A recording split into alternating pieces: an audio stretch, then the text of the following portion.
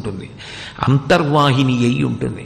అటువంటి అంతర్వాహిని అయినటువంటి సరస్వతీదేవి యొక్క అనుగ్రహము యశస్సుకి కారణం కావాలి. యశస్సు అంటే కీర్తి.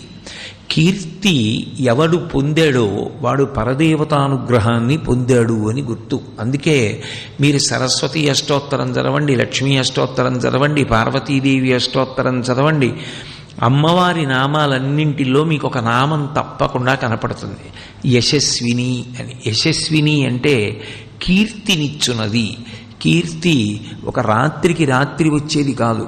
జీవితం అసిధారావ్రతంగా కత్తి అంచు మీద నడిచినట్టు ధర్మానుష్ఠానం చేసి ఎప్పుడెప్పుడు ఎవరికి ఏ ఉపకారం చెయ్యాలో తెలుసుకుని ఆ ఉపకారం చెయ్యడం అలవాటైన వాడెవరున్నాడో, ఎవడు వినయంతో ప్రవర్తిస్తూ ఉంటాడో అటువంటి వాణ్ణి కీర్తి ఆశ్రయించి ఉంటుంది.